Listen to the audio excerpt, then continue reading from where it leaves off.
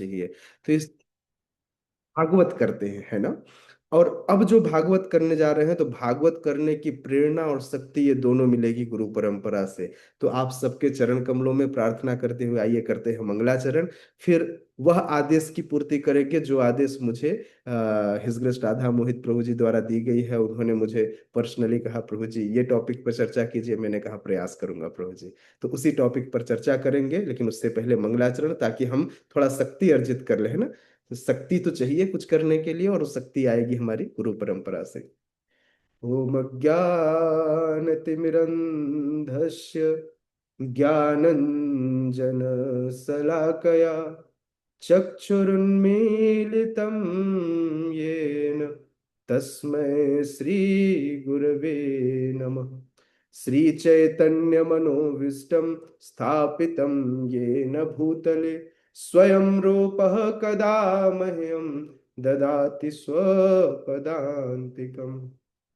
वन्देऽहं श्रीगुरुः श्रीयुतपदकमलं श्रीगुरून् वैष्णवांश्च श्रीरूपं साग्रजातं सहगण रघुनाथान्वितं तं सजीवं साद्वैतं सावधूतं परिजनसहितं कृष्ण चैतन्य देवं श्रीराधा कृष्णपादान् सहगण ललिता श्री विशाखान्वितांश्च नमो विष्णुपादाय कृष्णपृष्ठाय भूतले श्रीमते भक्तिवेदांत स्वामी निति नामिने। नमस्ते सारस्वती देवे गौरवाणी प्रचारिणे निर्विशेष शून्यवादी पाश्चात्य देश तारिणे। हे कृष्ण करुणा सिंधु दीन बंधो जगतपते गोपेश गोपिका कांत राधा कांत नमोस्तुते। तप्त कांचन गौरांगी राधे वृंदावनेश्वरी वृषभानुसुते देवी प्रणमामि हरि प्रिये।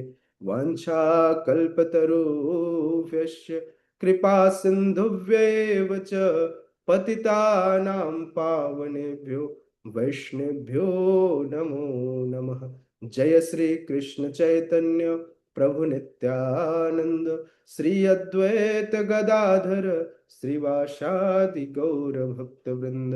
हरे कृष्णा कृष्णा कृष्णा हरे हरे, हरे राम राम राम हरे हरे।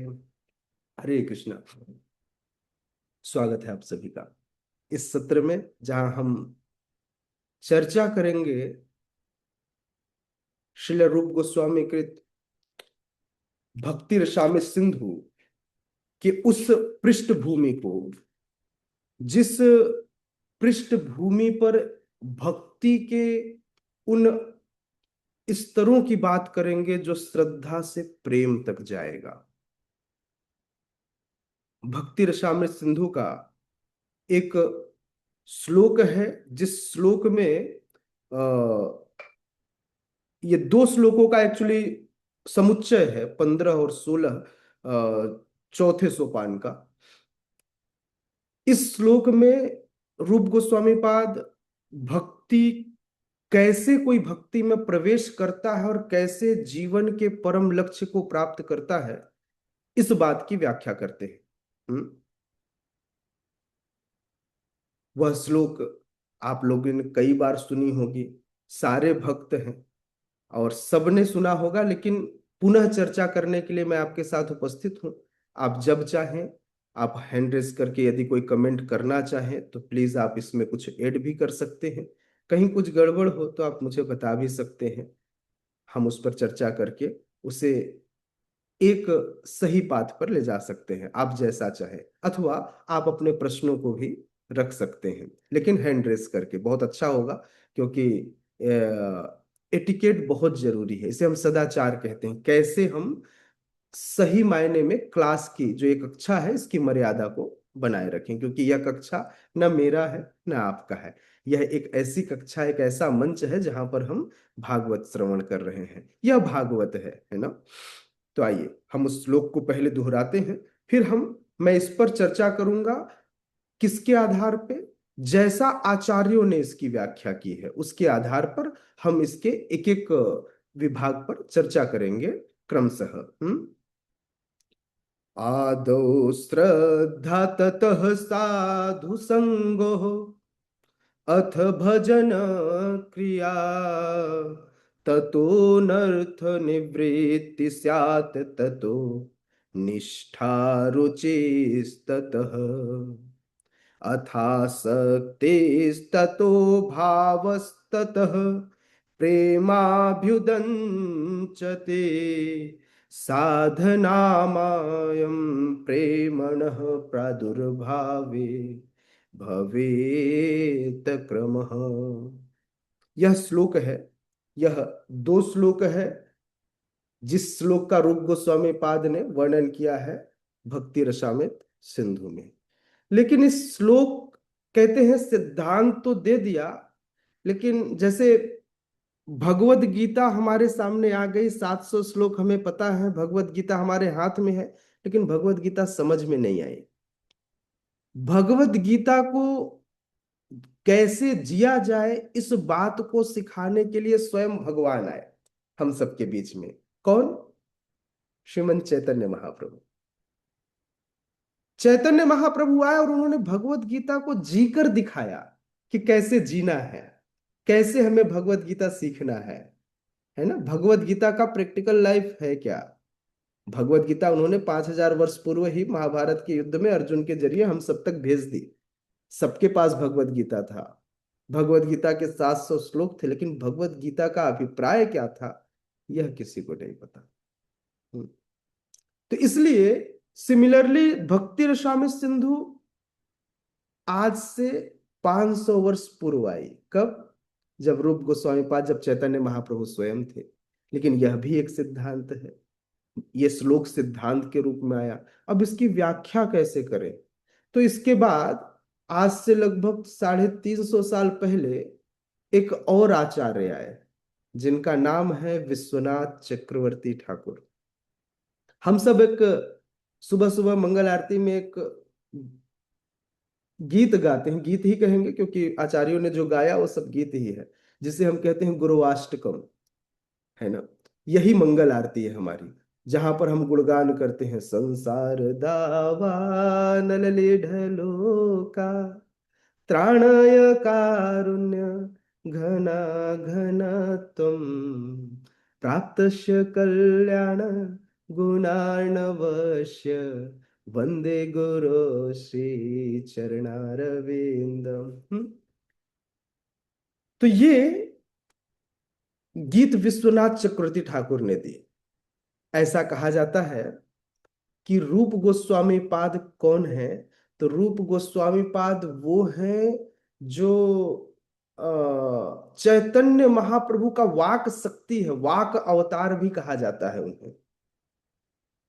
क्योंकि मन के अभिष्ट को जानने, श्री चैतन्य मनोविष्टम स्थापितम येन भूतले, भगवान के मन की इच्छा को जानने वाले व्यक्ति हैं कौन?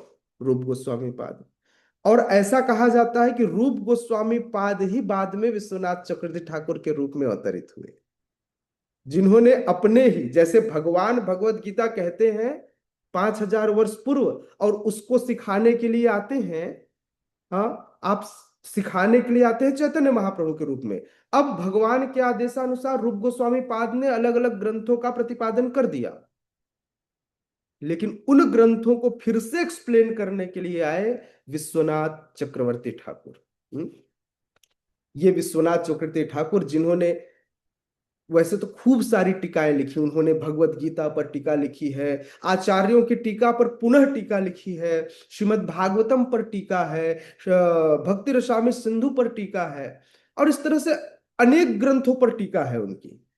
तो उन्होंने एक किताब लिखा, एक ग्रंथ लिखा जिसका नाम है माधुर्य कादम्बिनी, है ना। तो भक्ति के ये जो 8 सोपान हैं, जो ये 8 चरण हैं प्रेमा भक्ति के, इन 8 स्टेपों का बहुत अच्छे से वर्णन है माधुर्य कादम्बिनी, या यूं कहूं पूरा माधुर्य कादम्बिनी इस एक श्लोक के वर्णन के लिए बनाया गया। सिर्फ इस ये जो युगल श्लोक है भक्ति रसामृत सिंधु का, इसको वर्णन करने के लिए विश्वनाथ चक्रवर्ती ठाकुर ने एक अलग ही ग्रंथ की रचना कर दी, जिसे हम माधुर्य कादम्बिनी कहते हैं। कोई जानता है कादम्बिनी का अर्थ? कादम्बिनी, अगर किसी को पता हो तो हैंड रेस कर सकता है। माधुर्य कादम्बिनी इसका नाम है हमारे शास्त्र का, जिसके आधार पे हम चर्चा करेंगे अगले 2-3 दिन तक, जितना हो पाएगा। अगर नहीं हो पाएगा तो फिर नेक्स्ट वीक में हम अगले 3 दिन फिर चर्चा करेंगे। मुझे नहीं पता कितना हो पाएगा, क्योंकि मैं थोड़ा स्लो हूँ बाकियों के मुकाबले, है ना। ठीक है। कादम्बिनी, ये कहते हैं बादल को, लेकिन बादल कैसा? ऐसा बादल जो घनघोर भरा हुआ हो, जिससे बस रस गिरने ही वाला है, उसे कहते हैं कादम्बिनी। सिंपल बादल कादम्बिनी नहीं कहलाता है। ऐसा बादल जो घनघोर छाया हुआ हो और बस बारिश होने ही वाली हो, तो उसे कहते हैं कादम्बिनी, है ना। भगवान के प्रेमा भक्ति के मधुर रस का बरसात करने वाली ऐसे शास्त्र की रचना की, जिसका नाम हुआ माधुर्य कादम्बिनी। हम्म? किसने किया? विश्वनाथ चक्रवर्ती ठाकुर ने। किसके लिए कहा, किसके लिए किया? हम जैसे मूढ़ों के लिए, क्योंकि उनको पता था कि इनको नहीं समझ में आएगा। भक्ति रसामृत सिंधु इतना बृहद और इतना गूढ़ सिद्धांत है कि हम जैसे लोग समझ ही नहीं पाएंगे। तो इसलिए क्या किया? इसलिए हमारे लिए उसका रस निचोड़ कर ले आए। बस मुंह खोलना है, जैसे अगर कुछ पाना हो तो मुंह खोल करके क्या कीजिए, बादल के समक्ष खड़े हो जाइए, ऊपर से बस रस टपकेगा। यह है माधुर्य कादम्बिनी। हम्म। चैतन्य चरितमृत में कृष्णदास कविराज गोस्वामी कहते हैं, ब्रह्मांड भ्रमिते कोनो भाग्यवान जीव, गुरु कृष्ण प्रसादे पाए भक्ति लता बीज। अब सोचिए हमको किसकी कृपा प्राप्त हुई। तो हमारे आचार्यों ने कृपा देने के लिए प्यासा कुएं के पास नहीं गया, कुआं ही सबके ऊपर आकर सबकी प्यास बुझा रहा है। कलयुग है ना, थोड़ा उल्टा है, क्या करें। जीवन ही उल्टा चलता है, यहाँ पर जबरदस्ती जाना पड़ता है। भक्ति कर लो, भक्ति कर लो। हमारे आचार्यों ने प्रचार मूवमेंट चैतन्य भगवान ने स्वयं शुरू किया, चैतन्य महाप्रभु के रूप में। हम्म। तो 3 तरह के लोगों के बारे में बात करते श्रीला प्रभुपाद कहते हैं, ऐसा व्यक्ति जो भक्ति में आता है वो बड़ा भाग्यशाली है। ध्यान रखिएगा मैं क्या कह रहा हूं। श्रीला प्रभुपाद कहते हैं कि 3 लोग। पहला व्यक्ति जो भक्ति में आता है वो भाग्यशाली है, जो भक्ति में नहीं आता वो दुर्भाग्यशाली है। लेकिन तीसरे टाइप का व्यक्ति जो भक्ति में आकर प्रगति नहीं करता, वह अतीव दुर्भाग्यशाली है। अब हमको अपना अपना स्टेज देखना चाहिए। भक्ति में तो हम आ गए, भक्ति में आते हैं तो बड़ा आनंद आता है, नहीं? बोले प्रभु जी मैंने 16 माला शुरू कर दिया, प्रभु जी प्याज लहसुन भी छूट गया, प्रभु जी कंठी माला भी पहन लिया, प्रभु जी अब क्या करना है, कौन सी किताब पढ़नी प्रभु जी? कृष्ण की ओर पढ़ लिया प्रभु जी, कर्म योग पढ़ लिया प्रभु जी, राज विद्या पढ़ लिया प्रभु जी, अब क्या करूं प्रभु जी? तो प्रभु जी ने और भी किताबें बता दी।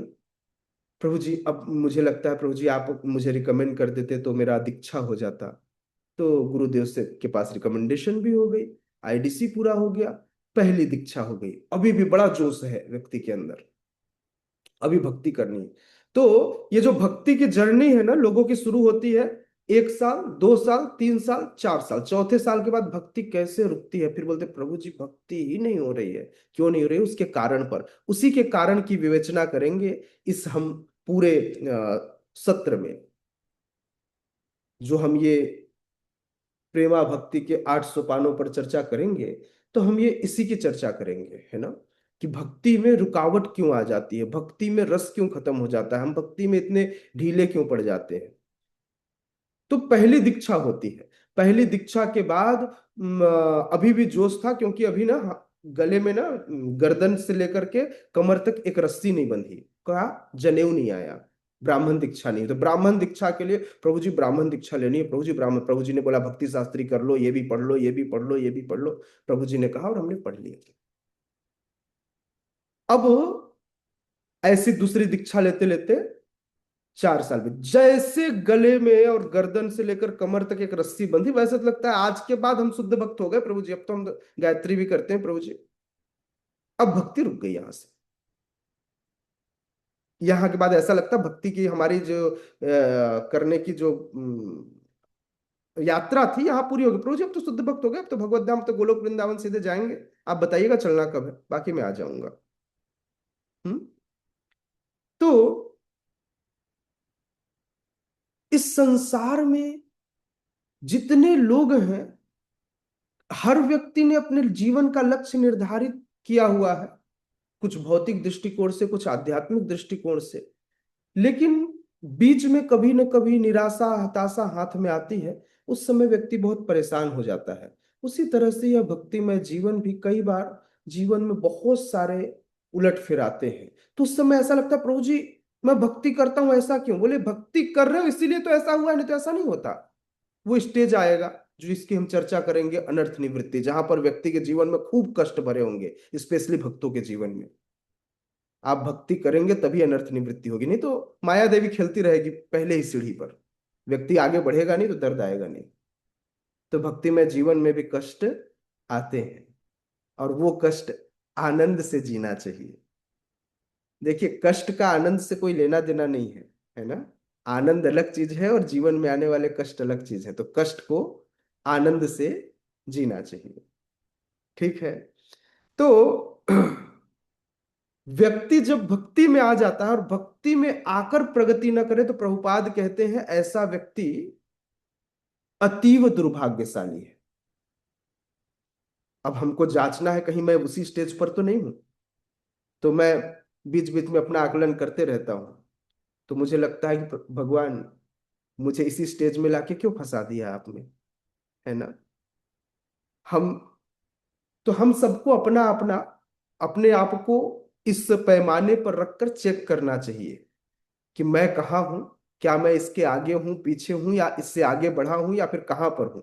तो हर व्यक्ति को अपने अपने अपने अपने स्थिति को जांचने के लिए इस पाथ से गुजारना चाहिए, ताकि उसे पता चले कि वह भक्ति में क्या है।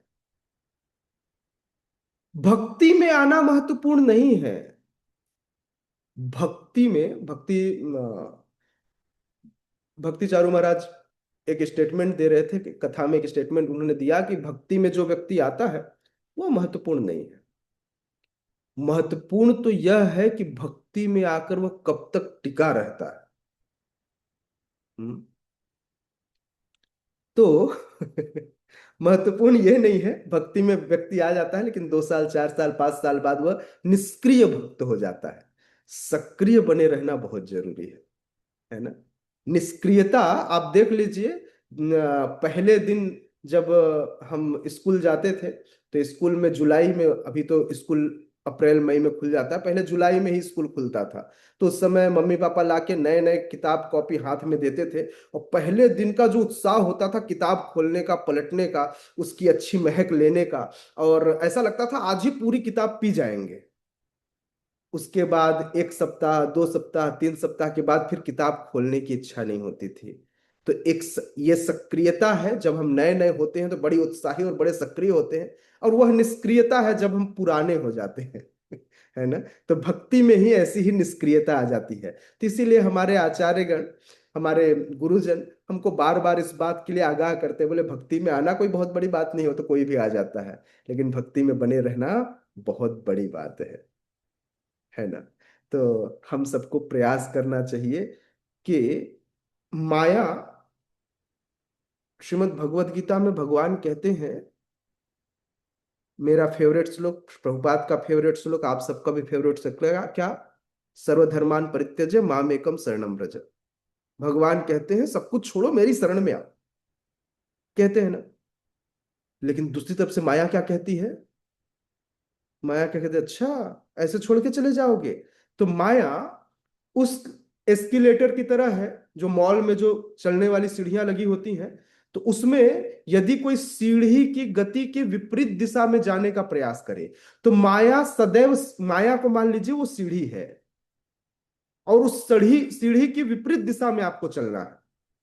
तो क्या करना पड़ेगा आपको? सीढ़ी से जो इस जितनी उसकी गति है उसकी गति से ज्यादा गति से उसकी दूसरी डायरेक्शन में चलना पड़ेगा। तो भक्ति और माया के साथ लड़ाई ऐसी ही है। इस माया जगत में यदि भक्ति करनी है तो आपको माया से तेज गति से भक्ति करनी होगी, नहीं तो माया तो अपनी गति में लेके चली रही है। तो जो व्यक्ति निष्क्रिय हो गया वो माया के साथ चल रहा था, माया के साथ चलेगा तो क्या होगा, एक्चुअली स्थिर बने रहना नहीं, तेज गति से चलना ही भक्ति है। अगर स्थिर बन गए तो माया आपको धीरे धीरे डिमोटेड कर देगी, प्रमोट नहीं करेगी, क्या करेगी, डिमोट कर देगी, और आप धीरे धीरे नीचे गिर जाएंगे।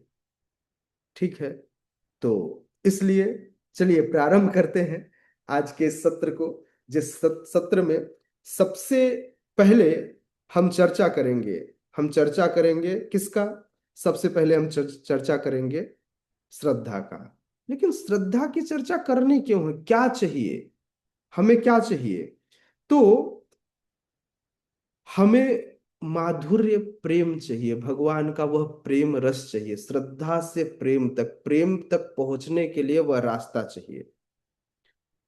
चैतन्य चरितामृत में कृष्णदास कविराज गोस्वामी कहते हैं, प्रेम रस निर्यास करिते आस्वादन, राग मार्ग भक्ति लोके करिते प्रचारण, रसिक शेखर कृष्ण परम करुण, एई दुई हेतु हेते इच्छार उद्गम।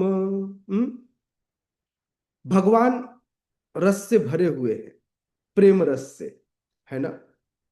प्रेम रस निर्यास करिते आस्वादन, भगवान परम करुण है और हम इसी प्रेम रस का आस्वादन करना चाहते हैं। भगवान चैतन्य महाप्रभु प्रेम के अवतार हैं। हाँ, रामानंद राय जब चैतन्य महाप्रभु दक्षिण भारत में यात्रा कर रहे थे तो रामानंद राय से मिले, और रामानंद राय से मिले तो एक है रसिक भक्त और एक है रस के आगार, दोनों मिले तो दोनों के मिलन में एक दूसरे में डूब गए। तो वहीं पर कुछ हम जैसे मूल ब्राह्मण थे और लग बोले ये सन्यासी है और दूसरा जो है वो तो भाई अधिकारी व्यक्ति है, सन्यासी थोड़ी ऐसे भौतिक कर्मियों से मिलता है। बोले और दोनों गले लग रहे हैं, अरे आंखों से अश्रु आ रहे हैं। चैतन्य महाप्रभु देखे टेढ़ी नजर से, बोले रामानंद राय अभी नहीं, रात को मिलते हैं, अभी ना ये तुम इनको समझ पाएंगे ना मैं इनको समझा पाऊंगा, इसलिए रात को मिलेंगे। ये जो आदान प्रदान है ना ये उनके सामने करनी चाहिए। तो इसलिए इस सत्र से कौन क्या एक्सेप्ट करेगा ये आपकी योग्यता पर निर्भर करेगा। एक ही क्लास में अलग अलग प्रकार के विद्यार्थी होते हैं, एक ही बात के कई अर्थ हो सकते हैं, आप किस अर्थ को एक्सेप्ट करेंगे ये आपकी क्षमता के अनुसार डिसाइड होगा। मैंने कहा ना, इस फ्रेम में रखिए, हर व्यक्ति को पता चलेगा कि मैं कौन, मेरा स्तर क्या। हाँ, तो हम सबको भी अपने अपने स्तर के अनुसार उस सीख को जीवन में लेना चाहिए। चैतन्य महाप्रभु स्वयं कहते हैं, भजनेर मध्य श्रेष्ठ नौ विधा भक्ति। भजनों में अगर भजन करना है तो क्या करना है, भजनेर मध्य श्रेष्ठ नौ विधा भक्ति, कृष्ण प्रेम कृष्ण दीते धरे महाशक्ति, तार मध्य सर्वश्रेष्ठ नाम संकीर्तन, निरपराधे नाम लैल पाय प्रेम धन। देखिए कलयुग धर्म तो नाम संकीर्तन ही है, लेकिन यह नाम संकीर्तन कैसे आपके, क्योंकि ये जो श्रद्धा से प्रेम तक जाने का सोपान है यह भी नाम संकीर्तन ही करेगा, करना तो नाम संकीर्तन ही है, जहां पर आपको निरपराध भाव से इस नाम को लेना है। नवधा भक्ति ही करना है ना। लेकिन नवधा भक्ति करने के लिए इस अलग अलग स्टेज में हमें आगे बढ़ना है। तो सदैव चैतन्य महाप्रभु हर भक्त को चाहते थे कि वो क्या हो जाए, कृपा पूर्वक माधुर्य प्रेम का अभिलाषी बन जाए। तो भक्तों के जीवन का लक्ष्य बैकुंठ जाना नहीं है, भक्तों के जीवन का लक्ष्य गोलोक वृंदावन जाना भी नहीं है। भक्तों के जीवन का लक्ष्य तो एक ही है कि वह किसी भी तरह कृष्ण की सेवा करते रहे, प्रेममयी सेवा करते रहे। खैर, इस सेवा के कई प्रकार हो सकते हैं। प्रेममयी सेवा मतलब सख्य प्रेम भी हो सकता है वो, है ना, दास्य प्रेम भी हो सकता है वो, माधुर्य प्रेम भी हो सकता है वो। तो प्रेम के अनेकों अनेक प्रकार हैं। तो श्रेष्ठ क्या है? तो श्रेष्ठ तो वही है जिसमें हम कहते हैं क्या, गोपीर भरतुर पाद कमलियो दास दासानुदास, गोपियों का जो भाव है। लेकिन फिर भी अगर मैं कहूं हनुमान जी गोपी के भाव में आएंगे क्या, तो नहीं आएंगे। समझ में आ रहा है? तो हनुमान जी के लिए उनका दास्य भाव प्रेम ही मूल है। उसी प्रकार से, है ना, उसी प्रकार से हर व्यक्ति की अपनी प्रवृत्ति, अपनी स्थिति होती है। उस अनुसार ही हम आगे बढ़ेंगे, है ना। हो सकता है कोई कृष्ण को पिता माने, कोई पति माने, कोई प्रेमी माने, कोई भाई माने, कोई बंधु माने। क्या मानना है, क्या है, क्या स्वरूप है, ये तो समय डिसाइड करेगा जब हम सबका अपना एक स्वरूप प्रकट होगा। लेकिन आएगा कैसे? आएगा तो तभी जब व्यक्ति क्या करेगा, निरपराधे नाम लैल पाय प्रेम धन। वह प्रेम पाने के लिए निरपराध रूप से नाम संकीर्तन करना पड़ेगा। ठीक है। तो यह नाम संकीर्तन जब हम करेंगे, देखिए समय कम है, मुझे लग रहा है आज मैं केवल भूमिका ही दे पाऊंगा, लेकिन फिर भी प्रयास करेंगे कि हम कहाँ तक पहुंच पाएंगे, है ना। मैंने पहले कहा था मैं अच्छा टीचर नहीं हूं, मैं बहुत स्लो हूं, तो थोड़ा धीरे चलेंगे, ठीक है। तो अगर आप लोग मुझे अगर पकड़ कर आगे ले जा सके तो अच्छा है ना। तो इस चैतन्य चरितामृत में महाप्रभु रामानंद राय से कहते हैं, जे रूपे लैले नाम प्रेम उपजय, तार लक्षण श्लोक सुन स्वरूप राम राय। हे स्वरूप दामोदर, हे रामानंद, जिस प्रकार हरि नाम करने से हृदय में प्रेम उदित होता है, उसका क्या लक्षण है वो मैं तुम्हें बताता हूं। थोड़ा ध्यान से सुनना, ध्यान से सुनना कि कैसे, क्या लक्षण है कि किसी के हृदय में प्रेम है अथवा नहीं। तो उस लक्षण के बारे में बात करते हैं। हाँ, लक्षण क्या है? तो लक्षण सबसे पहले इस क्लास की शुरुआत में राधा मोहित प्रभु ने उस लक्षण का प्रदर्शन किया। राधा मोहित प्रभु ने उस लक्षण का चैतन्य महाप्रभु के शिक्षा अष्टकम के तीसरे श्लोक का उन्होंने अपने जीवन में उसका आचरण किया। चैतन्य महाप्रभु उसी श्लोक का वर्णन करते हैं और कहते हैं, तृणादपि सुनीचेन तरोरपि सहिष्णुना अमानिना मानदेन कीर्तनीय सदा हरि। ये शिक्षा अष्टकम का तीसरा श्लोक है। यदि कोई व्यक्ति कृष्ण प्रेम पाने की इच्छा करता है, चाहिए ना सबको कृष्ण प्रेम, हर व्यक्ति कहता है कि भाई जीवन का परम लक्ष्य क्या है, कृष्ण प्रेम है। तो कृष्ण प्रेम चाहिए तो सबसे पहले उस लक्षण को अपने जीवन में प्रदर्शित करना होगा, दिखाना होगा। मैकेनिकल ही नहीं, नाम संकीर्तन करते हुए अपने आप ये गुण आपके अंदर समाहित हो जाएगा। ये धीरे धीरे होगा, एक दिन में। कई बार क्या होता है, लोग ना नकल करने लग जाते, प्रभु जी ने ऐसा किया इसलिए मैं भी ऐसा करूंगा। नकल नहीं करना है, ये ऑटोमेटिकली होगा। उसके लिए सिर्फ आपको अपने जीवन में भक्ति में, साधन भक्ति के विधानों का पालन करना है। हम जो अभी बात करने जा रहे हैं, हम साधना भक्ति से भाव भक्ति तक पहुंचेंगे। तो साधन भक्ति पार किए बिना कोई भाव भक्ति में नहीं पहुंच सकता। तो इसलिए साधन भक्ति में जो भी रूल्स एंड रेगुलेशन है वो आपको फॉलो करने ही पड़ेंगे। उसके बिना आप मैकेनिकली ऐसा नहीं कह सकते कि प्रभु जी मैं तो कल भगवान के सामने गया, मेरे आंखों से खूब अश्रु बहे। बहु जी बहे होंगे, भगवान कई बार आभास देते हैं, लेकिन इसका मतलब ये नहीं कि मैं शुद्ध हो गया। अश्रु बहना, कई बार आदमी दर्द के मारे रोता है, जीवन में इतने कष्ट होते हैं कि भगवान के सामने जाके दर्द जो है वो बाहर आ जाता है आंखों से। कोई ऐसा नहीं कि भगवान से विरह के कारण रोता है। हम सब रोते हैं सिर्फ इसलिए क्योंकि जीवन में इतने कष्ट होते हैं कि उस कष्ट को जब हम भगवान के सामने जाते हैं, जैसे कोई अपना सामने आ जाए तो आदमी फूट फूट कर रोता है। वैसे ही लगता है संसार में कोई अपना नहीं, एक ही है, सुहृदम सर्वभूता नाम, भगवान ही मेरे अपने हैं, तो उन्हीं के सामने मैं रो लूं। तो आदमी उनके सामने रो लेता है। तो कई बार उस रोने के लक्षण को व्यक्ति सोच लेता है कि नहीं, मेरे आंखों से देखो अब तो लग रहा है अष्ट सात्विक विकार धीरे धीरे आ रहा है मेरे अंदर। हाँ, तो इतना जल्दी विकार नहीं आएगा, समय लगेगा। मैं अपनी बात कर रहा था, मतलब मेरे अंदर मैं भी भगवान के सामने रो लेता हूँ जब मेरे को बहुत गुस्सा आता है किसी के ऊपर। तो किसी और के ऊपर कुछ कह तो सकते नहीं, तो किससे नाराज होंगे, तो भगवान के साथ, तो उनसे जाके लड़ाई भी कर लेता हूँ, है ना। उन्हीं से जाकर शिकायत करता हूँ, उन्हीं के सामने रो लेता हूँ। तो इसका मतलब ये है कि भाई मेरे पास मेरे एक तो अपने हैं जिनसे मैं सारी बातें कह सकता हूं, है ना। दर्द हो तो भी, खुशी हो तो भी। तो माधुर्य कादम्बिनी में विश्वनाथ चक्रवर्ती ठाकुर अलग इस पूरे माधुर्य कादम्बिनी को उन्होंने 8 अध्यायों में, अलग अलग अध्यायों में बांटा, और हर एक अध्याय को उन्होंने नाम दिया। पहले अध्याय का नाम उन्होंने दिया प्रथमामृत वृष्टि। प्रथम अमृत वृष्टि, वृष्टि मतलब बरसात, कादम्बिनी क्या है, भरा हुआ बादल जो बस गिरने ही वाला है। और अध्याय का नाम क्या दिया, वृष्टि मतलब वर्षा।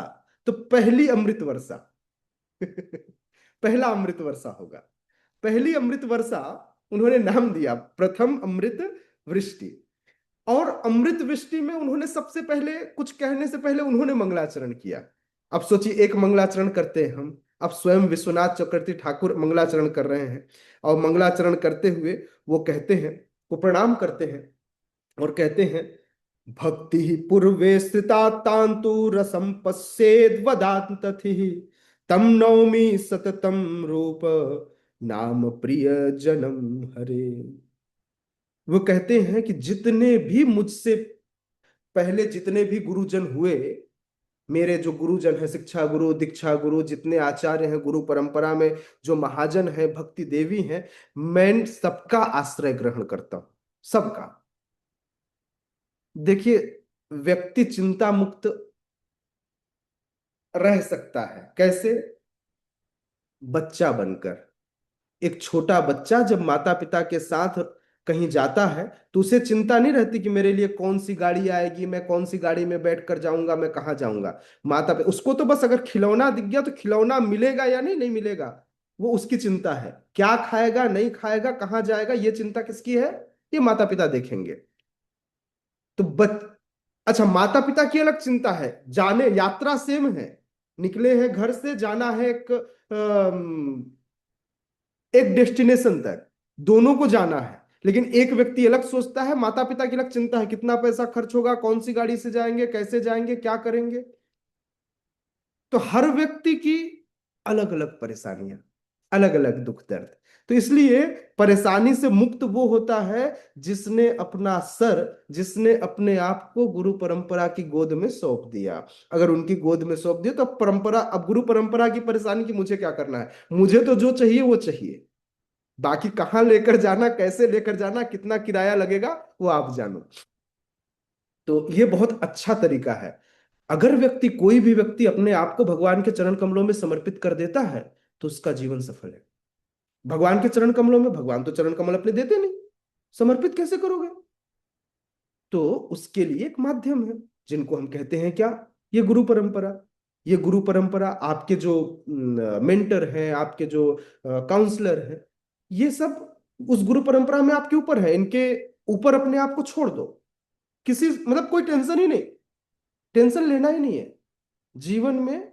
क्या करना है, यस्य प्रसादात् भगवत प्रसादो, यस्य प्रसादान्न गति कुतोपि। हाँ, जीवन में टेंशन लेना ही नहीं है, किसके भरोसे छोड़ना है, जो आपकी परंपरा है, उस परंपरा के भरोसे छोड़ देना है। अगर आपने टेंशन लिया तो फिर परंपरा क्यों टेंशन लेगी। तो टेंशन किसको लेना है, टेंशन लेना है गुरुदेव को, वो लेवे टेंशन। हम करेंगे अपने आप को छोड़कर, लेकिन करना वो है जो उनका आदेश है। इसको कहते हैं गुरु परंपरा का आदेश, है ना। तो व्यक्ति जीवन में आगे बढ़ेगा जैसा काम विश्वनाथ चक्रवर्ती ठाकुर कर रहे हैं। विश्वनाथ चक्रवर्ती ठाकुर ने क्या किया, अपने आप को सौंप दिया, किसको? गुरु परंपरा को। और कहते हैं, विश्वनाथ चक्रवर्ती ठाकुर कहते हैं कि मैं उन चैतन्य महाप्रभु को प्रणाम करता हूं जो नित्य निरंतर महाभक्तों को अपना प्रेम प्रदान करते रहते हैं। हाँ, चैतन्य महाप्रभु इस कली काल में इस नाम संकीर्तन को हम तक पहुंचाने आए। आ, एक कवि हुए श्री माधव कवि। श्री माधव कवि ने एक बड़ा ही मार्मिक गीत गाया है। कहते हैं, यंग कली रूप शरीर न धरत, तंग ब्रज प्रेम महानिधि कुठरिक, कौन कपाट उडाड़त। कहते हैं कि यह कली का जो यह स्वरूप है, इस कलयुग में जो ब्रज प्रेम है, यह महानिधि है, सबसे बड़ा धन है, जो बड़ी आसानी से नाम संकीर्तन से प्राप्त हो जाता है ना। लेकिन फिर भी हमारे अंदर अभिलाषाओं की इच्छाओं का ढेर भरा हुआ है। इसलिए भक्ति रसामृत सिंधु में रूप गोस्वामी पाद कहते हैं कि एक भक्त को कैसा रहना चाहिए। कहते हैं, अन्याभिलाषितम शून्यम ज्ञान कर्माद्य नावृतम। समस्त प्रकार की भौतिक अभिलाषाओं से व्यक्ति को मुक्त होना चाहिए। और ज्ञान कर्माद्य अनावृतम आनुकूल्येन कृष्णानुशूलिनम भक्तिरुत्तमा। जीवन में केवल उतने को ही एक्सेप्ट करना चाहिए जो भक्ति के लिए अनुकूल हो। ऐसे किसी भी चीज को स्वीकार नहीं करना चाहिए, न तो ऐसे पति को, न पत्नी को, न भाई को, न बहन को, न पुत्र को, किसी को भी नहीं स्वीकार करना चाहिए जो भक्ति के अनुकूल न हो। बोले, प्रभु जी आपने तो बड़ी टेढ़ी बात कर दी। बोले, अब कैसे छोड़ दें प्रभु जी, अब तो साथ में जुड़ गए नहीं। देखिए, इस पर ना आचार्यों की बड़ी अच्छी विवेचना है। जब आपके पास कोई रिस्पॉन्सिबिलिटी हो तो उस रिस्पॉन्सिबिलिटी को आपको सदैव ऊपरी तौर पर निभाते रहना चाहिए, बट अंदर से एक ही पिता और एक ही पति है। तुम ही पिता, तुम ही पति, तुम ही सर्वमय। कौन? ब्रजेंद्र नंदन, तुम ही सर्वेश्वरेश्वर ब्रजेंद्र कुमार। कौन? समस्त समस्त नियंताओं के परम नियंता। कौन? ब्रजेंद्र कुमार, ब्रज के राजा के नंदन, ब्रजेंद्र नंदन। ब्रज के इंद्र कौन है? ब्रज के राजा कौन है? नंद बाबा। नंद बाबा के नंदन मतलब उनके बेटे। उनके बेटे कौन? कृष्ण। उनके बेटे कृष्ण, हमारे कृष्ण, हमारे रास बिहारी। ऐसे हैं हमारे ब्रजेंद्र नंदन। अच्छा, कई बार लोगों को बड़ा संशय होता है, बोले ये इस्कॉन वाले ना कृष्ण कृष्ण कृष्ण करते करते ना कुछ भी कर देते हैं। बोले राम जी पहले आए तो राम जी को इनको कोई मतलब नहीं है, सब कृष्ण वाले हैं। अच्छा, आपको पता है ध्रुव महाराज? कितने लोग सुने हैं ध्रुव महाराज का नाम?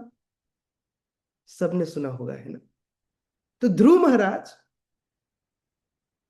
जिनको ध्रुव मतलब अडिग, जो अपने लक्ष्य के लिए बड़ा अडिग था, एकदम एक निष्ठ था अपने लक्ष्य के लिए, जो हिला तक नहीं। तो ऐसे ध्रुव महाराज जाते हैं मधुबन में। मधुबन कहाँ है?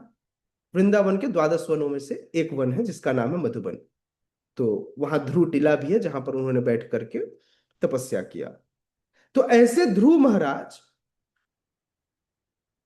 जब वन में जाते हैं तो नारद मुनि उन्हें एक मंत्र देते हैं। ध्रुव महाराज कब आए? सतयुग में। कि हम खाना बना के दे दे दीजिए, नहीं देती ये पैसा हरे दे। कृष्णा, विद्या में बंद कर लीजिए, थैंक यू। तो ध्रुव महाराज कब आए? ध्रुव महाराज आए सतयुग में। नारद मुनि ने उनको एक मंत्र दिया, जिस मंत्र को उन्होंने सिद्ध करना था और भगवान से साक्षात्कार करना था। वो मंत्र था ओम नमो भगवते वासुदेवाय। अरे सतयुग में ध्रुव महाराज हुए, अभी तो द्वापर युग आया नहीं, ये वासुदेव कौन है? तो जिन लोगों का यह प्रश्न होता है, जिन लोगों का यह प्रश्न होता है कि हमें भाई कृष्ण तो द्वापर युग में आए हैं, आप उनको कैसे सर्वोपरि रखते हैं, तो उन लोगों से यह प्रश्न आप कर सकते हैं कि सतयुग में नारद मुनि ने ये मंत्र न ध्रुव महाराज को दिया था, उस समय तो कृष्णा नहीं थे। समझ में आ रहा है? 2 युग पहले, 2 युग पहले ही वसुदेव, नारद मुनि कह रहे हैं कि आपको जो नाम जप करना है वो वसुदेव के पुत्र के का नाम जप करना है। वासुदेव कौन है? वसुदेव के पुत्र को वासुदेव कहते हैं। वसुदेव कौन है? नंद बाबा, है ना? सॉरी, वसुदेव कौन है? भगवान श्री कृष्ण के पिता, देवकी के पति, है ना? तो उनको वासुदेव के नाम से भगवान को जानते हैं। तो इसलिए हमें यह जानना चाहिए कि कृष्ण कौन है। एकले ईश्वर कृष्ण, आर सब भृत्य, जाके जैसे नाचाए ताछे करे नित्य। तो इस संसार में हर व्यक्ति को जिस प्रकार से भगवान नचाना चाहते हैं, जिस युग के क्रम को जैसे रखना चाहते हैं, जाके जैसे नाचाए। अच्छा, युग भी व्यक्ति स्वरूप है, आप समझिएगा। जाके जैसे नाचाए, तो मैं युग समय सबकी बात करूं कि हर व्यक्ति, यहां पर चीजें क्या है? व्यक्ति स्वरूप है। काल भी क्या है? व्यक्ति स्वरूप है। तो जिसको जैसे भगवान नचाते हैं वैसे नाचता है। कई बार द्वापर से पहले त्रेता आ जाता है, कई बार त्रेता के बाद द्वापर आता है। तो कुछ भी हो सकता है, भगवान जाके जैसे ना चाहे ताछे करे नित्य। कई बार 2 युग एक दूसरे के ऊपर ओवरलैप हो जाते हैं। मतलब जिसको अब संध्या काल कहते हैं, संधि हो जाती है 2 युगों की। जैसे इस बार, इससे पहले का त्रेता युग और द्वापर युग दोनों एक दूसरे के ऊपर ओवरलैप्ड थे ऐसे। पूरा पूरा नहीं, इस बार ओवरलैप्ड था मतलब। और वैसे ही कलयुग, इस बार जब कली आ रहा था तो कली को परीक्षित महाराज ने रोक दिया। कल युग, उसका युग तो प्रारंभ हो गया, कली आ ही नहीं पाया। अभी भी द्वापर युग ही चल रहा था। क्यों? क्योंकि सम्राट परीक्षित थे। तो इस प्रकार से द्वापर आगे बढ़ गया और कलयुग पीछे रह गया। तो इस प्रकार से वो जो समय था ये संध्या काल था, जहां पर दोनों का संयोग होता है। संध्या काल या संधि काल भी कहते हैं कुछ लोग इसे, है ना? खैर, मैं बताते बताते कुछ और ही बताने लगा। तो मैं कह रहा था भक्तों का जीवन कैसा होना चाहिए? अन्याभिलाषितम शून्यम, ज्ञान कर्माद्य नावृतम, है ना? भक्तों को भौतिक समस्त आकांक्षाओं से मुक्त होना चाहिए। आनुकूल्येन, और उन्हीं चीजों का ग्रहण करना चाहिए, उन्हीं चीजों को ग्रहण करना चाहिए जो भक्ति के अनुकूल हो। और जो भक्ति के अनुकूल न हो लेकिन फिर भी परिस्थिति बस आप वहां रह रहे हो, तो परोक्ष रूप से उनके साथ व्यवहार करना चाहिए। आंतरिक रूप से आपकी कृष्ण की सेवा ही करनी चाहिए, है ना?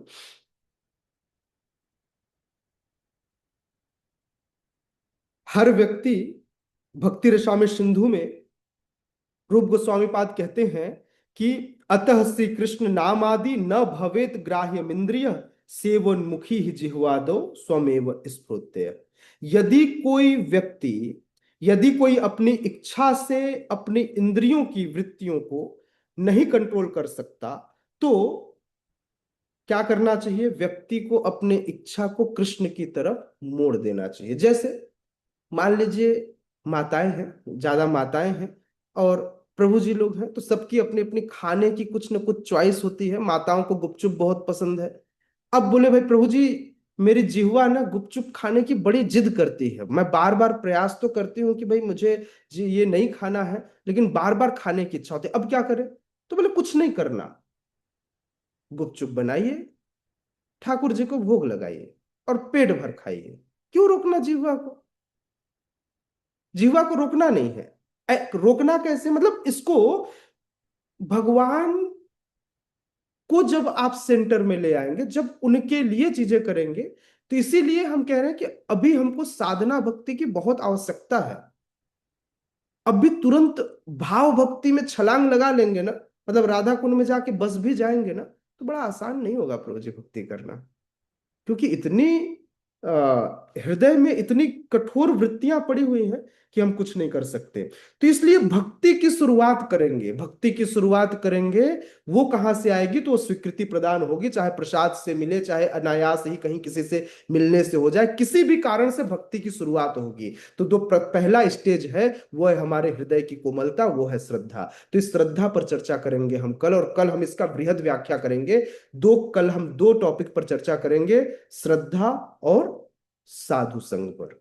ठीक है, दो टॉपिक पर चर्चा करेंगे, किस पर? श्रद्धा पर और साधु संग पर। तो कल हम माधुर्य कादंबिनी के सेकेंड चैप्टर में कदम रखेंगे। आज हमने पहले चैप्टर के बहुत छोटे छोटे अंशों की चर्चा की और बेसिक चीजों की चर्चा की कि कैसे हम अपने जीवन में हम अपने आप को क्या समझते हैं, हम किस प्रकार से भक्ति की परिस्थितियों में अपने आप को बांधने का प्रयास करते हैं। मैं कहता हूं भक्ति की परिस्थितियों में बांधिए मत, अपने आप को खोल लीजिए और खुलकर जीवन जी लीजिए। लेकिन कैसे? साधन के अनुसार, जो साधन गुरु परंपरा के द्वारा आपको दिए हुए हैं। हर व्यक्ति की अपनी एक बाउंड्री होती है, उस बाउंड्री के अंदर आप स्वतंत्र हैं। जैसे माताएं घर के अंदर स्वतंत्र हैं, घर के अंदर घर की मालकिन माताएं होती हैं, प्रभु जी नहीं होते। प्रभु जी घर के बाहर जब जाते हैं तो प्रभु जी मालिक हो जाते हैं, घर के अंदर प्रभु जी भी आपके अनुसार काम करेंगे। तो घर के अंदर की जो क्राइटेरिया है उसके अंदर सब कुछ किसका अधिकार है? वो माताओं का अधिकार है। लेकिन जब बाहर जाए तो उनको सुरक्षा की आवश्यकता होती है, तो इसलिए वहां पर अधिकारी कौन हो जाते हैं? वहां प्रभु जी हो जाते हैं। तो इस प्रकार से हर व्यक्ति की स्वतंत्रता का अपना दायरा है, उस दायरे के अंदर हर व्यक्ति स्वतंत्र है और उस स्वतंत्रता के अनुसार हमें कार्य करना चाहिए। Thank you so much. Hare Krishna. किसी का कोई प्रश्न है तो प्रश्न ले लेंगे, देन कल अपन इस क्लास का शुभारंभ करेंगे प्रथम और द्वितीय सोपान से। ठीक है। हरे कृष्णा। बहुत बहुत धन्यवाद प्रभु जी। और आप कह रहे थे कि स्लो स्लो नहीं प्रभु जी, हम लोग तो इतने मंद सुमंद मतिया है, तो हम लोग के लिए तो आप ही ठीक हैं। आज हमारे भक्तों को पहली बार लगा होगा कि कृष्ण कथा क्या है। अब तक तो बेचारे सूखा भूसा खा रहे थे, आज उनको इतना सुंदर रस वाला चीज चावल के साथ पनीर की सब्जी मिली, तो आज पहली बार ये आनंद लिए होंगे भगवान की भक्ति का। क्योंकि अब तक तो हम सूखा परोस रहे थे प्रभु जी को। तो बहुत बहुत धन्यवाद आपको। जगत पावनी माता जी और शांति रूपणी माता जी कुछ बोलना चाह रही है प्रभु जी। शांति रूपणी माता जी।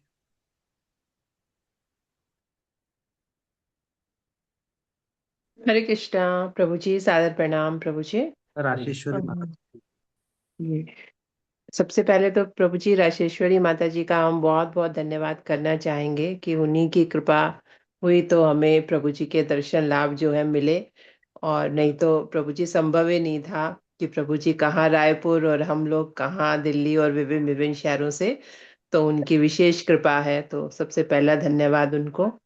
और प्रभु जी वास्तव में आज पहली कक्षा हुई है, लेकिन आपने बहुत सुंदर सुंदर बातें प्रभु जी हमें बताई हैं। वास्तव में हम लोग कोरोना काल में प्रभु जी से ऑनलाइन ही जुड़े थे और हमारी सारी प्रक्रिया जो है वो ऑनलाइन ही होती हैं। लेकिन प्रभु जी ये सब करते करते आप सही कह रहे हैं कि जो सक्रियता है वो किस प्रकार निष्क्रिय हो जाता है प्रभु जी, वो पता भी नहीं चलता। बहुत अच्छी बात आपने बताई है प्रभु जी कि ऐसा लगता भी है प्रभु जी कि सब कुछ सीख लिया, अब क्या सीखना बाकी है या कहाँ आगे बढ़ रहे हैं। लेकिन प्रभु जी जब ये सब चीजें लेके हम बाहर जाते हैं प्रभु जी और डिवोटीज को देखते हैं और उनका समर्पण भाव देखते हैं, तो प्रभु जी बिल्कुल जीरो पे आके अटक जाते हैं।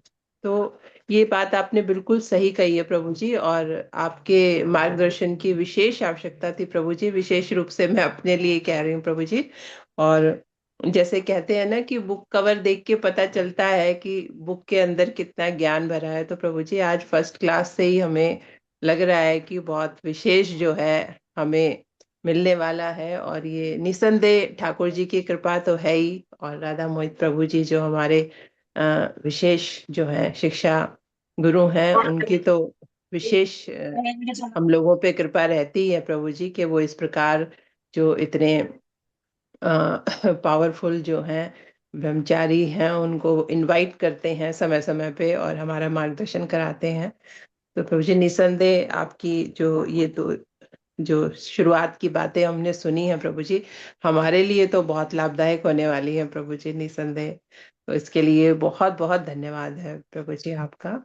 आप आए अपना समय निकाल के प्रभु जी। तो निसंदेह आप जैसे प्रभु जी आप लोगों को देखते हैं कि आपने सब कुछ जो है प्रभु जी त्याग किया है हम जैसे बद्ध जीवों के लिए। अगर आप ऐसा त्याग भावना नहीं रखते प्रभु जी तो हम लोगों का कैसे उद्धार होता प्रभु जी।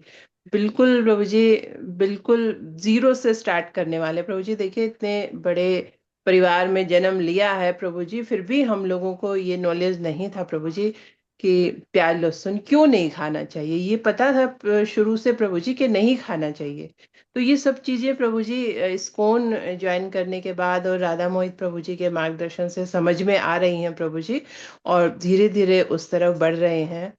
तो आप लोगों का विशेष योगदान है प्रभु जी इसमें। तो बहुत बहुत धन्य है कि अगर आप लोग इतना त्याग नहीं करते प्रभु जी तो हम लोग किस प्रकार इन चीजों को जान पाते प्रभु जी। और बहुत कुछ जानना भी बाकी है। तो आपका बहुत बहुत धन्यवाद है प्रभु जी। हरे कृष्णा, हरि बोल प्रभु जी। थैंक यू मैया। हमने कुछ भी नहीं छोड़ा, आपको पता है, हमने कुछ भी नहीं छोड़ा। हम आप लोगों से ज्यादा खाते हैं और ज्यादा अच्छे से हम, आप, मुझे लगता है आप लोग अच्छे वैरागी, या फिर यूं कहना चाहिए आप सब गृहस्थ सन्यासी हैं। जो व्यक्ति गृहस्थी में रहकर भक्ति कर पाए वह सन्यासियों से भी ऊपर है, क्योंकि गृहस्थियों के जाल से बाहर निकलकर भक्ति करना यह सबसे बड़ा चैलेंज है। इसलिए आश्रमों में सर्वश्रेष्ठ गृहस्थ आश्रम को रखा गया है। रही बात हमारी, तो हमने सिर्फ हायर पर्पस के लिए जो लोअर या जो छोटी रिस्पॉन्सिबिलिटीज हैं उन रिस्पॉन्सिबिलिटीज को छोड़कर हमने हायर रिस्पॉन्सिबिलिटीज एक्सेप्ट की है, दैट्स इट। और वो आप सब जो हमसे ऊपर की एक पीढ़ी है, जो हमारे हिज गेस्ट राधा मोहित प्रभु हैं, ये हमारे माता पिता हैं। तो इन्होंने जो संस्कार दिए हैं वो संस्कार हम बच्चे पूरा करते हैं। तो धन्यवाद बच्चों का नहीं है, धन्यवाद आप माता पिता का है। आप सब हैं इसलिए हम हैं। हरे कृष्णा। राशेश्वरी माता जी, आप कुछ बोला थे? हरे कृष्णा प्रभु जी, सादर प्रणाम प्रभु जी। प्रभु जी, अब ऐसा है कि मैं बहुत कुछ बोलना चाह रही थी लेकिन सारा मतलब फ्लैश हो गया। एक्चुअली प्रभु जी, सबसे पहले आपका बहुत बहुत धन्यवाद प्रभु जी, जो हमारे निमंत्रण को आपने स्वीकार किया। और ये माता जी का और प्रभु जी का बहुत बड़प्पन है। ये राधा मोहित प्रभु जी इतने मतलब, जो आदरणीय राधा मोहित प्रभु जी जो भी आपका जो इंट्रो दिए, इतने ज्यादा मतलब बड़े दिल और कहना चाहिए इतने सरल स्वभाव के हैं कि वो अपना कभी भी क्रेडिट नहीं लेते, वो सब दूसरों को पे ही दे देते हैं प्रभु जी। उनके कहने पे ही मैंने हाँ, आपसे बात की थी प्रभु जी, और आपने एक्सेप्ट किया, उसके लिए बहुत बहुत धन्यवाद प्रभु जी। आप आए, बहुत ही बेहतरीन क्लास प्रभु जी। यानी 97 यहाँ पे अभी भक्त थे, अभी 89 हो गए खैर, लेकिन 97 थे। बहुत अच्छा लगा ये देख के कि सारे ने बहुत अच्छे से इसको ज्वाइन किया। और सबसे अच्छा जो आपने एक एक पॉइंट बताया ना प्रभु जी, वो बहुत ही अच्छा लगा प्रभु जी। और राधा मोहित प्रभु जी का भी बहुत बहुत धन्यवाद, जो मुझे इस मार्ग पे लाए प्रभु जी। अगर प्रभु जी नहीं होते तो शायद मैं आ भी नहीं पाती प्रभु जी, उन्हीं के कारण ही मैं इस भक्ति लाइन में आ पाई हूँ। तो सादर प्रणाम प्रभु जी, धन्यवाद। हरे कृष्णा। जगत पवनी माता जी, फिर मैं प्रभु जी का इंट्रोडक्शन दूंगा, क्योंकि अब सब लोग हट रहे हैं। उससे पहले मैं प्रभु जी का इंट्रोडक्शन दे दूं कि प्रभु जी जो है वो छत्तीसगढ़ से हैं, और छत्तीसगढ़ में एक बैकुंठपुर करके एक जगह है, एक शहर है, वहाँ प्रभु जी का अवतरण हुआ था। और फिर प्रभु जी एनआईटी रायपुर से बीई किए हुए हैं, बीटेक किए हुए हैं, और 2009 में इस्कॉन के संपर्क में आए। और अभी प्रभु जी यूथ प्रचारक के रूप में फेमस है, और हरे कृष्णा टीवी में और बहुत जगह प्रभु जी का बहुत सारे प्रोग्राम आते रहते हैं। और बिलासपुर, अंबिकापुर, दुर्ग, भिलाई, धमतरी, जगदलपुर, पूरे छत्तीसगढ़ में घूम घूम कर प्रभु जी कृष्ण भक्ति का प्रचार कर रहे हैं। सभी के हृदय में कृष्ण के प्रति प्रीति जागृत कर रहे हैं। और प्रभु जी 2015 से ब्रह्मचारी के रूप में इस्कॉन रायपुर में ज्वाइन किए हुए हैं, और वहाँ गुरु महाराज हैं परम पूज्य सिद्धार्थ स्वामी महाराज। तो उनके पर्सनल सेक्रेटरी के रूप में भी प्रभु जी भी कार्यरत हैं। और बहुत सारी सेवाएं हैं। प्रभु जी को 5 वर्ल्ड रिकॉर्ड बनाए हैं एक बार साल में। तो ये golden book of world record भी है, इंटरनेशनल वर्ल्ड बुक रिकॉर्ड भी है, और बेस्ट युवा प्रचारक का मिला हुआ है, बेस्ट मोटिवेशनल स्पीकर अवार्ड मिला हुआ है, शांतुदूत सम्मान से भी नवाजा गया है। तो प्रभु जी बहुत बहुत बहुत रिनाउंस्ड हैं, और बहुत सारे चीजों से नवाजे जा चुके हैं। और हम सब के लिए तो ये सर्वोपरि है, ये सारे अवार्ड से ऊपर है कि चूंकि ये एक ब्रह्मांड का था, लेकिन प्रभु ने जो अखंड ब्रह्मांड के स्वामी हैं, उनके पद से हम लोगों को, उनके प्रेम से हम लोगों को नवाज रहे हैं। तो इसलिए हम लोगों के लिए प्रभु जी का जो है वो और अद्भुत है। उनके ज्ञान, उनके विनम्रता, उनके उनके वाक शैली, उनके जो भक्ति कैसे करनी है उसको बताने का तरीका, एक एक चीज अद्भुत है। तो प्रभु जी के श्री चरणों में बहुत बहुत दंडवत प्रणाम और बहुत बहुत धन्यवाद। जगत पावनी माता जी आज कुछ बोलना चाह रही हैं, उसके बाद प्रभु जी जो बोलेंगे उसके बाद फिर क्लास को विराम करेंगे। जगत पावनी माता जी। हरे कृष्ण प्रभु जी, सादर प्रणाम। पहले तो रासेश्वरी माता जी को बहुत बहुत धन्यवाद कि आपको हमारा संग हम लोगों ने पाया। और प्रभु जी, मैं आपको हरे कृष्णा टीवी पे चैनल पे भी मैं आपको सुन चुकी हूँ। और मेरा ये अहोभाग्य है कि मैं आपको इतनी लाइव मतलब सुन चुकी हूँ, क्योंकि हम लोग कोरोना काल से ही, माता जी बोले वैसे सब लोग कोरोना काल से ही जुड़े थे। और जूम के ऑनलाइन माध्यम से ही जो भी राधा मोहित प्रभु जी के मार्गदर्शन हेतर हम लोग ये स्तर को प्राप्त किए हैं। तो उनका तो जितना भी धन्यवाद करें हम लोगों के लिए बहुत ही कम है। क्योंकि जैसे कि फिजिकली लोग जुड़ते तो है, लेकिन आप जैसे बता रहे थे टिकते नहीं है। लेकिन हिज ग्रेस राधा मोहित प्रभु जी का इतना हम लोगों पे कृपा है कि जूम के माध्यम से हम लोगों को जोड़ के रखा है, एक परिवार की तरह जोड़ के रखा है। और सभी लोगों में प्रेम, ना ही वो हमें आध्यात्मिक बातें सिखाते हैं, लेकिन पारिवारिक, कि हम लोगों को अपने घर में भी कैसे व्यवहार करना है वो भी हमें सिखाते हैं। और प्रभु जी, आपने आज क्लास में इतनी सारी सूक्ष्म चीजें हम लोगों को बताई है जो शायद हम लोग अभी नहीं समझ पा रहे थे। और जैसे कि भक्ति रसामृत सिंधु, कि भक्ति के रस का सागर है, वो सही मायने में भगवत प्रेम प्राप्त करने के जो 8 स्तर है, उनमें जो आपने बताया कि कल से हम वो प्रारंभ करेंगे, लेकिन जो पहला चैप्टर आपने सिखाया उसमें बहुत सारी अच्छी अच्छी सूक्ष्म बातें निकल के आई। जैसे कि आपने बताया चैतन्य महाप्रभु ने हमें भगवत गीता को जी के सिखाया। शायद सब लोगों को पता होगा, लेकिन मुझे ये बात पता नहीं थी। तो वो मेरे लिए एक नया सीखने को मुझे मिला। और कई बार ये माधुर्य कादम्बरी बहुत बार सुना, कहीं वरिष्ठ भक्तों ने इनका जिक्र भी किया है, लेकिन कादम्बरी का जो रियल मीनिंग है, वास्तविक अर्थ है, वो प्रभु जी आज आपके माध्यम से हम लोगों को पता चला।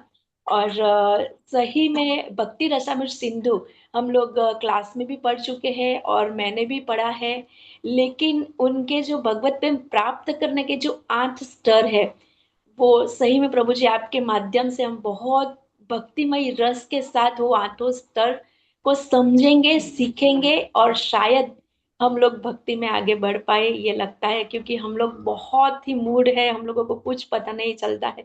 प्रभु जी बहुत प्रयास करते हैं हम लोगों को भक्ति में आगे बढ़ाने के लिए। तो प्रभु जी आपका बहुत बहुत धन्यवाद कि बहुत सारी सूक्ष्म चीजें आप हम लोगों को सिखा रहे हो। और जैसे राधा मोहित प्रभु जी पहले ही बोले कि हम लोगों के लिए स्लो क्लास ही अच्छा है। सही मायने में प्रभु जी हम लोग को बहुत अज्ञानी, अविद्या से भरे हैं। तो आपके माध्यम से जरूर हम भक्ति में आगे बढ़ पाएंगे। हरे कृष्ण प्रभु जी, आपका बहुत बहुत धन्यवाद। हरे कृष्ण दंडवत प्रणाम प्रभु जी। तो बहुत बहुत धन्यवाद प्रभु जी, सारे भक्त आनंद में हैं। और यूट्यूब में हम लाइव कर दिया था प्रभु जी, तो जो लोग नहीं सुन पाए होंगे, बाकी लोग उसके माध्यम से उसका हम लोग ग्रुप में डाल देंगे। Thank you thank so you. Much. Thank you thanks. Radha Hare Mohit. Krishna Prabhu, दंडवत प्रणाम।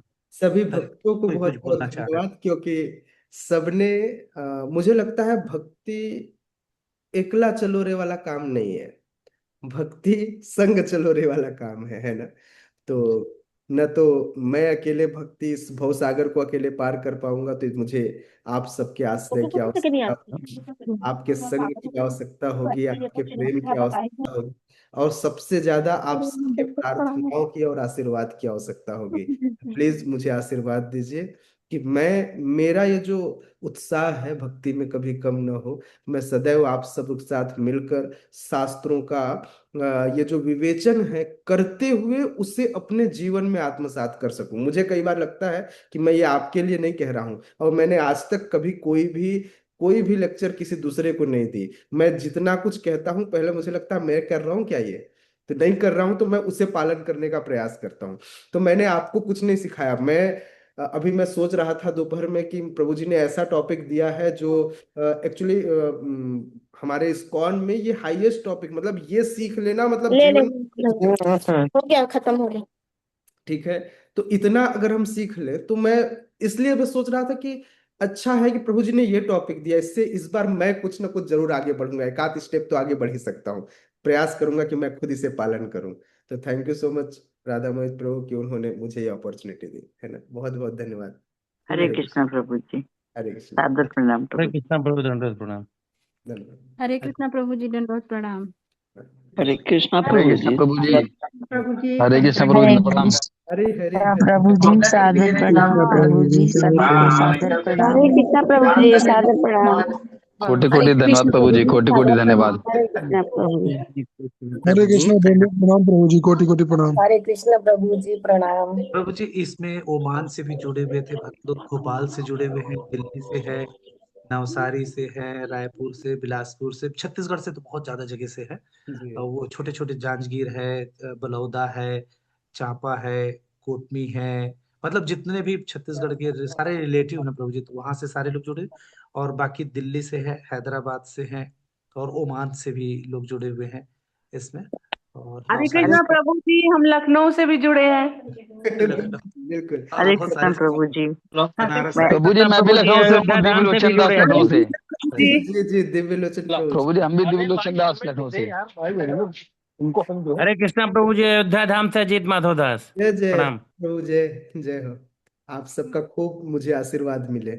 आप सब मुझे आशीर्वाद दीजिए। हरे हरे कृष्णा कृष्ण। प्रभु जी, मैं एक पर्सनल सवाल कर सकती हूँ क्या आपसे? हाँ बिल्कुल मैया। जी, प्रभु जी बताएं। मैं जैसे 16 माला से कई बार 32 माला कर लेती हूँ, मंगल आरती के लिए सुबह उठ जाती हूँ, कर लेती हूँ, मगर आजकल कुछ दिनों से ऐसा हो रहा है कि उठना, जाग कर भी, कोशिश कर कर भी नहीं उठ पाती हूँ। तो ये मुझे बड़ा, क्यों ऐसा है हो रहा है? प्रभु कृपा नहीं है मुझ पर क्या? नहीं, बिल्कुल ऐसा नहीं है कि आप पर भगवान कृपा नहीं करते। जीवन में अलग अलग स्टेज होते हैं। कोई बालपन में होता है, कोई जवानी में होता है, फिर उसके बाद एक अवस्था आती है जब शरीर साथ नहीं देता। तो भगवान कभी भी कुछ लोगों के लिए नियमों की कोई आवश्यकता नहीं होती, जिसमें है बच्चे, बूढ़े, बीमार और गर्भवती स्त्रियां। तो इनके लिए नियम लागू नहीं होते, है ना। आप अच्छे से माला कीजिए, आप 16 माला कीजिए, 17 माला कीजिए, 16 से कम मत कीजिएगा, क्योंकि जी जी, 16 करती हूँ, कभी 16 32 माला करती हूँ आवश्यक। प्रभु जी, मगर बीच बीच में जैसे रुक जाता है तो वो मुझे लगता है प्रभु शायद मुझसे नाराज हो गए हैं, उनकी कृपा मेरे से हटती जा रही है, मुझे समझ में नहीं आ रहा। इसी की चर्चा करेंगे मैया। ये जो हमारा अभी जो चलेगा ना क्लास, इसमें ये सारी बातें आएंगी कि प्रभु कब नाराज होंगे और कब नहीं नाराज होंगे, जी कब जी प्रभु प्रसन्न जी। होंगे और कब नहीं होंगे। ये सारी जी बातें इसमें आ जाएंगी। जी प्रभु जी, जी। शुक्रिया प्रभु जी, धन्यवाद प्रभु जी, कोटि कोटि प्रणाम। हरे कृष्ण, हरे धन्यवाद। कृष्णा प्रभु जी, सादर प्रणाम। हरे कृष्ण, सदा। हरे कृष्णा। बहुत सरल और सहज है प्रभु जी हमारे क्लास के सारे भक्त वृंद। जी जी प्रभु जी। ये सब बहुत अच्छा करते हैं। तो जानबूझ के क्रेडिट मेरे तरफ ढकेलते हैं, बाकी काम यही लोग सब करते हैं। तो भागवतम क्लास भी चला लेते, सारी क्लास ये मैनेज करते, मुझे कुछ करना नहीं पड़ता प्रभु जी। यस प्रभु जी। मैं बहुत खुश था। इतना बड़ा प्लेटफॉर्म आपने जो बनाया है, ये प्लेटफॉर्म बनाए रख पाना, मैंने कहा ना, जैसे भक्ति बनाए रख पाना बहुत मुश्किल है, वैसे इस प्लेटफॉर्म को निरंतर बनाए रख पाना ये आपके अथक प्रयास हैं प्रभु जी। जो आपने इस पूरे परिवार को मैनेज किया है। परिवार जितना बड़ा होता है, मैनेज करना उतना ही मुश्किल होता है। यहाँ लोग जब हम दो हमारे दो का परिवार नहीं संभलता, आपने तो इतना बड़ा परिवार संभाल के रखा है। तो आपका बहुत धन्यवाद। यस प्रभु जी। हरे कृष्णा, दंडवत प्रणाम प्रभु जी। ये सब वैष्णव आशीर्वाद है, और ये भक्त लोग अच्छे हैं प्रभु जी, यही लोग मैनेज करते हैं हरे मुझे कृष्ण कुछ प्रभु जी, सादर प्रणाम प्रभु जी। हरे कृष्णा। नहीं। हरे हरे कृष्णा कृष्ण। मैया। हरे कृष्ण। हरे कृष्णा प्रभु जी, दंडवत प्रणाम। जय हो दीन शरण प्रभु की जय। हरे कृष्णा प्रभु जी, सादर प्रणाम। जय हो। भारत हरि हरि हरि भरत माता जी, सुमित्रा बलोदर मैया की हरे जय। कृष्ण सुमित्रा प्रभु जी, माता जी, पंचांग हनुमान, प्रणाम। कृष्ण उत्तमा प्रभु जी, उत्तमा कृष्ण प्रिया माता सती जी, ने बताया कि 5 साल से वो कर रहा है, तो 7 जय ठीक जय। है। हरे कृष्णा प्रभु कौशिक जी। माता जी अहमदाबाद से। जी अहमदाबाद हरे कृष्णा प्रभु जी, मैं गुड़गांव में हूँ प्रभु जी, गुड़गांव में है गुड़गांव अभी से जुड़ी माता जी, वैसे हूँ। बेसिकली विजय अहमदाबाद से। माता जी भी हैं, हम सब सुन रहे हैं प्रभु जी। कृष्णा प्रभु जी, सब सुन रहे हैं प्रभु जी। मतलब हरे नंबर्स ज्यादा हैं, 76 ऐसे स्क्रीन का वही फोन से हम 5-6 जने सुन रहे हैं प्रभु जी। हाँ। एक दीदी के फोन से सुन रहे हैं सब। आपको बहुत अच्छा लगा प्रभु। प्रभु जी, आपकी ये बात बहुत अच्छी लगी जो आपने शुरू में बताई कि जैसे हम रोते हैं प्रभु के सामने, तो हम अपना दुख रोते हैं कि हम प्रभु के दर्शन के लिए रोते हैं या उनके प्रेम के लिए रोते हैं। तो यस इसमें जो अंतर आपने बताया ना, ये बहुत अच्छा लगा प्रभु जी, यस बहुत मैया, अच्छी तरह समझ आया। थैंक यू मैया। जी उषा माता जी हैं, इंदु माता जी हैं, विजया माता जी हैं, पुष्प माता जी हैं, ये 4-5 है, ये सारे जुड़ते हैं, ये चारों पांचों बहन हैं।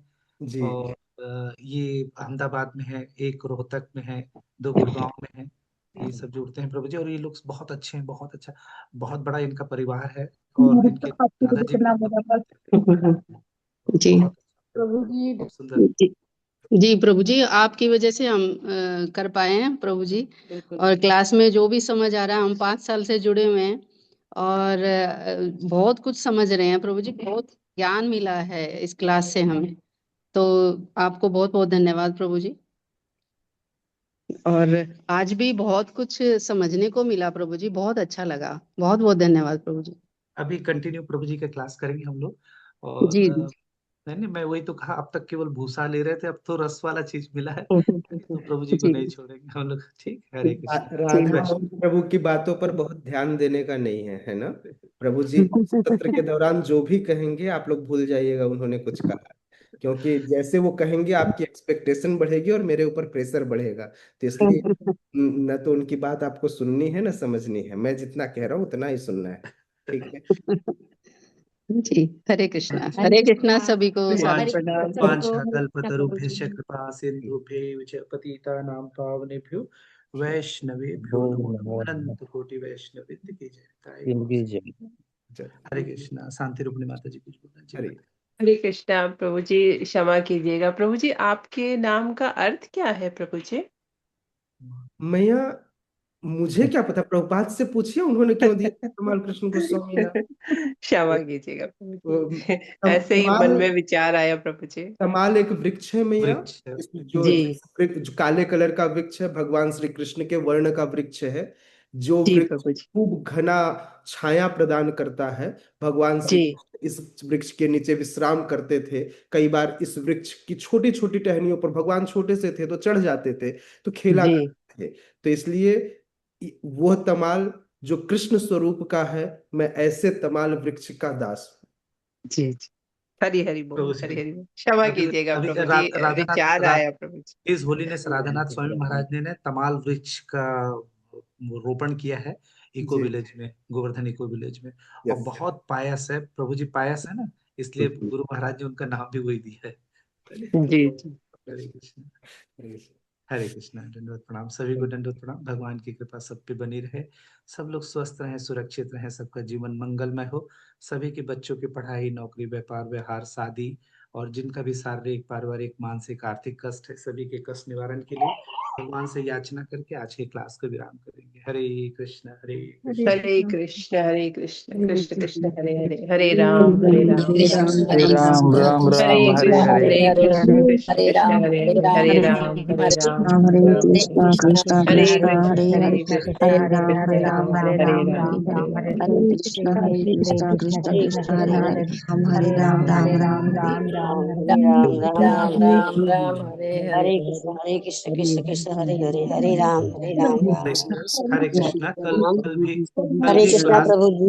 कल भी क्लास हरे एक, कृष्णा प्रभु जी सभी को सादर प्रणाम। हरे कृष्ण प्रभु जी, सादर प्रणाम। बस 1 मिनट मैंने म्यूट किया है। कल भी ये क्लास कंटिन्यू होगा, कल भी ये क्लास अटेंड कीजिएगा सब लोग। और कल जो लोग बाकी लोग रह गए हैं, कुछ लोग प्रभु जी से सीधे बात करना चाहते हो तो वो लोग सीधे कल बात कर सकते हैं ना। जो भी बात करना, जो प्रश्न है वो नोट कीजिएगा, ज्यादा से ज्यादा प्रश्न पूछिएगा। बहुत अच्छा है, ऐसे जब वैष्णव आते हैं तो हमारे प्रश्नों का सही आंसर, हम लोगों को उत्तर मिल पाएगा, निदान मिल पाएगा। तो कल कोशिश कीजिएगा कि जो भी आपके अंदर डाउट्स हो, भक्ति को लेके, भगवान को लेके, अपने जीवन को लेके, तो जरूर पूछिएगा और उनका आंसर हम लोग प्राप्त करेंगे। और जिनको भी प्रभु जी की प्रशंसा के लिए, गुणगान के लिए कुछ करना होगा तो कल बाकी लोग देंगे। जो 10 मिनट का लास्ट का समय है उसमें आप लोग कीजिएगा, ठीक है। हरे कृष्णा सभी। हरे कृष्णा प्रभु जी, दंडोत प्रणाम। हरे कृष्णा प्रभु जी। हरे प्रभु जी हम अयोध्या से हैं, अजीत माधव दास। हरे हरे दंडवत प्रणाम प्रभु जी। अयोध्या वासी हैं आप तो धाम वासी हैं प्रभु जी, आपके लिए तो बहुत अच्छा है। प्रभु जी आप कहाँ से हैं? मैं अभी भोपाल में हूँ प्रभु जी। अच्छा भोपाल से, प्रभु जी, भोपाल चलिए। में है ना। तो आप प्रभु जी आप चैट में नंबर डाल दीजिएगा अपना। जी जी जी। यस प्रभु डाल दीजिए। राशेश्वरी माता जी को विशेष रूप से धन्यवाद कि प्रभु जी से हम लोगों को इंट्रोड्यूस करवाया और हम लोगों को इतनी सुंदर कथा का रसास्वादन करवाया। तो सारा क्रेडिट राशेश्वरी माता जी को। Thank you so much Rasheshwari माता जी। हरे कृष्ण। जी, आप संपन्न है प्रभु जी, तो सब आपकी कृपा ही के लिए प्रभु जी। हरे कृष्ण। चलिए फिर आज यही विराम करें। हरे कृष्णा सभी को दंडवत प्रणाम। कल सवेरे जप में सब लोग शामिल होइएगा। जो लोग पहले कर लेते हैं ठीक है, बाकी लोग जप के टाइम में जप में जरूर शामिल होकर जप को कंप्लीट कीजिएगा। हरे कृष्णा सभी को दंडवत प्रणाम। हरे कृष्णा प्रभु जी, सादर प्रणाम।